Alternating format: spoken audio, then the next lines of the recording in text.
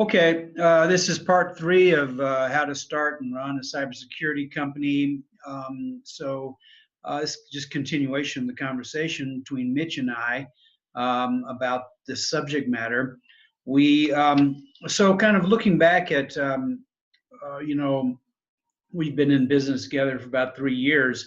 How have we done? Now we're older. We know some people in Denver.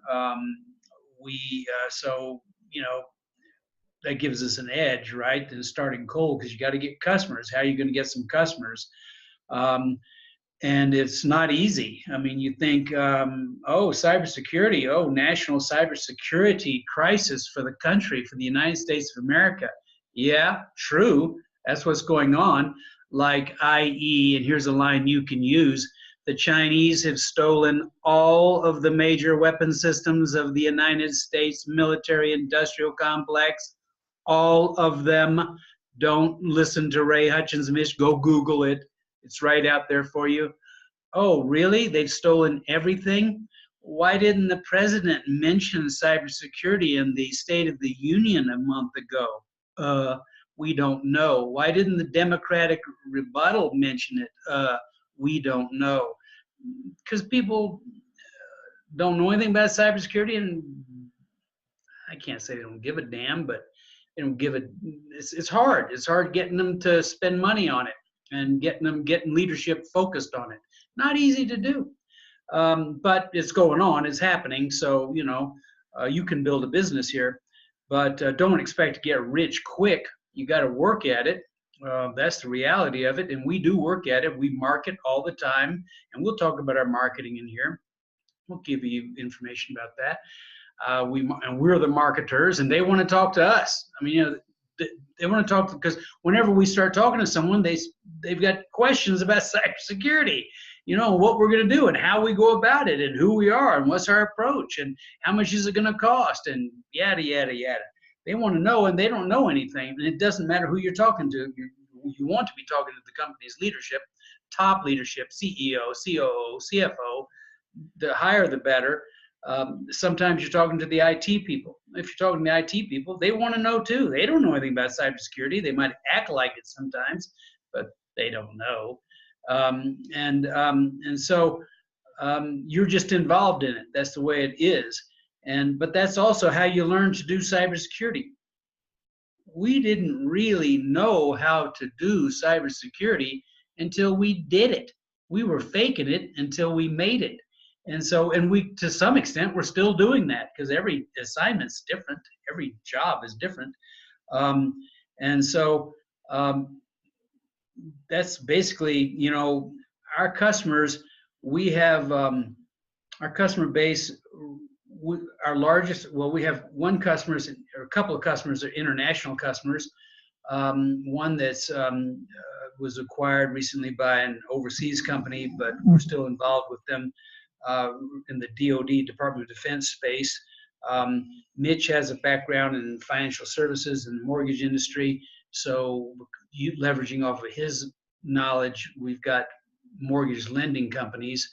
But there's plenty of them out there. There's 7,000 independent mortgage lending companies in the United States of America, all of them unprotected from what we're seeing. We got 10 as clients. I mean, the world, go get them, knock yourself out. Try to convince them to be your customers. Although we make the claim that we're the premier cybersecurity company for mortgage lenders in the United States of America, and nobody's arguing with us. So we've got various companies in the $100 million, $200, $300 million revenue range, some into the billions. And then we've got, 2 accountants in an office, kind of a thing. We have all kinds of different ways of skinning the cat for big companies and small companies. And we're always out there hustling up a gig. So we're not satisfied with where we are yet. We want to get up there and crack that $1 million barrier. We certainly have not, but we're working at it, and we have no anticipation of retiring or anything. We're going to stay after it, and we are growing. We're growing, and we're becoming more well-known and whatnot.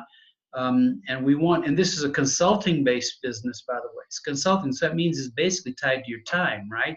So your time, you can only get so much for your time. we get between $200 and $350 an hour, depending on what we can get away with for our time. And so that seems to be working out there with other cybersecurity companies. We hear what they're charging too. So maybe bigger companies can get away with more, but that's what we're getting away with.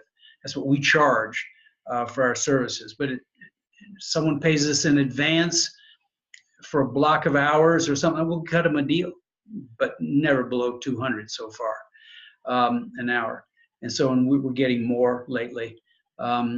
So that's kind of my little spiel there, Mitch. What do you got?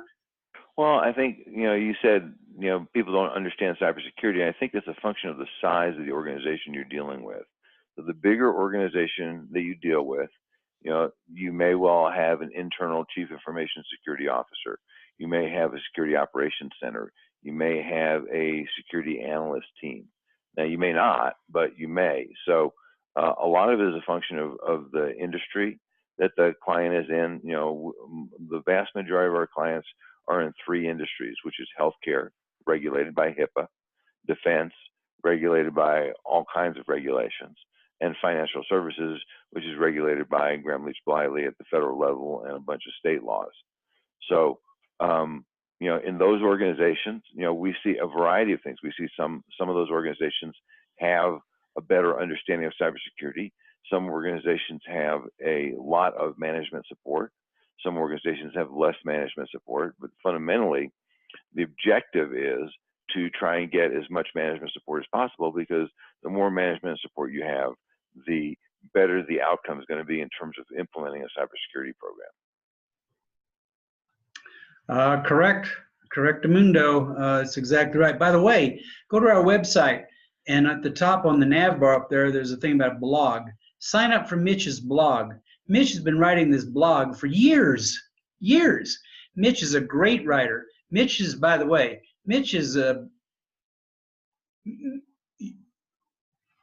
we bring a lot to the table talking to you about this. We're experienced. We know what we're doing. And Mitch has this photographic memory, almost photographic memory. He's got this ability to regurgitate all this stuff. It's a mind blower, man. But he's got it, and he puts it into his blog, and it's all explained in English. There's a vast resource of information in there for you and for your clients. If you have any clients, use Mitch. We're part of this whole thing is we're forming relationships with you right now. If you're listening, we're forming a relationship with you now. We don't want you to start bugging us until we got a reason to really be involved together. But we're there. We can help you. We can be supportive of you. We can provide backup services for you and do things for you when you're in a position to pay for it. But think of us as a potential resource in this regard, since we've done this stuff.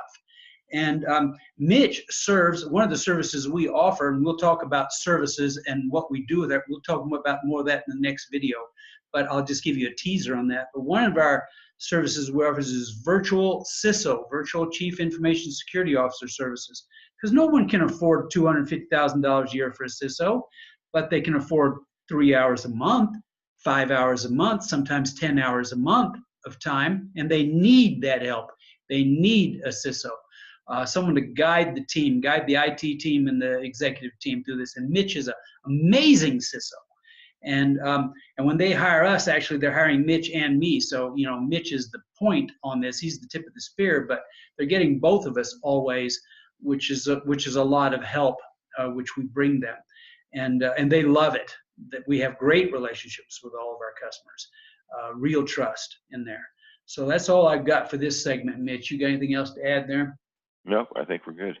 Okay, well then, our next time when we talk, we're going to talk about some of the services we offer and how those services work in the mix of services that we make available. So thanks for attending.